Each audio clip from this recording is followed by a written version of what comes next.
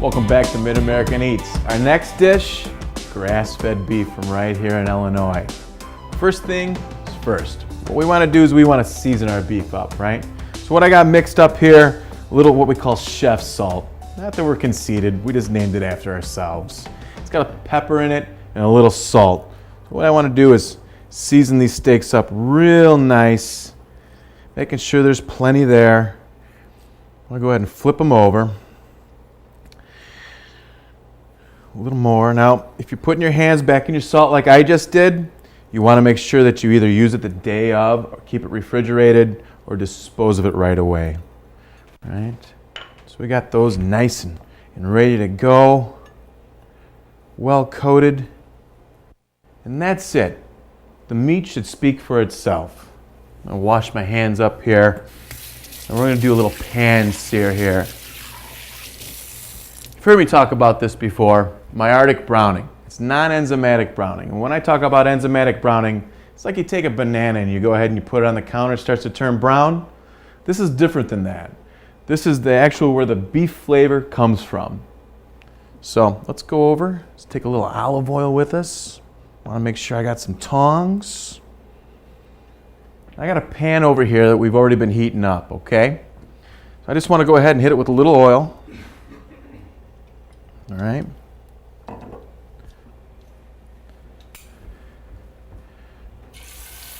You want to hear that sizzle. You got to hear the sizzle.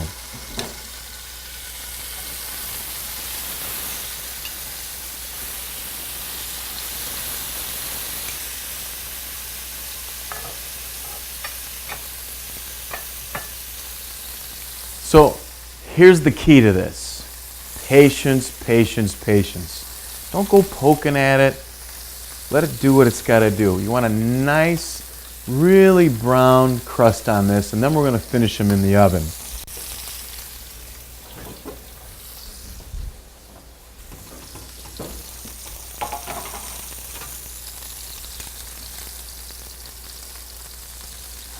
Give them a little stir here. Grandma used to tell us all the time, when you're browning things up, it's actually sealing in the juices. Sorry, Grandma, it's not true. Actually, what we're doing, we're just adding flavor to this. But, in the same sense as if you do brown a meat and finish it in the oven, you want to make sure you let it rest when it comes out. Because what happens is it reabsorbs the moisture that's inside of it. And if you cut it too early, all that's going to happen is it's going to run out and you're going to have a dry piece of beef. These are nice and browned up here.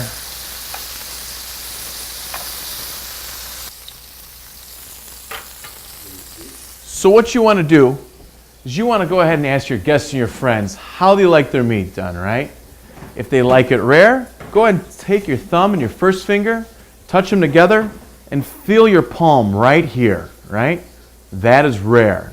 If you take the next finger, you got medium. The next finger, well done. So you can start judging it just by touching the meat instead of having to poke a thermometer in it. Like I said earlier, when you go ahead and cut into a piece of meat or you poke it, its juices are going to run out and you'll end up with a dry piece of meat, and we don't want that. All right. Let's see how these are doing. Oh, some nice browning happening here. Delicious.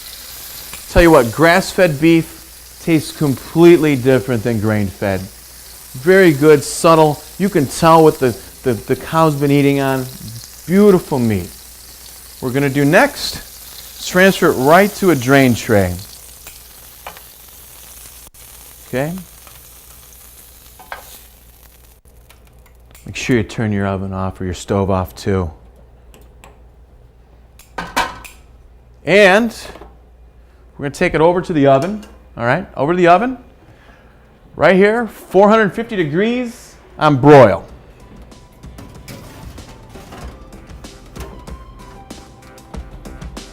So there you go. Got the steaks in the oven. When we come back, we're going to work on this roasted sweet corn and tomato salsa to go on top of these wonderful steaks. So don't go anywhere, folks. We got more exciting things to come.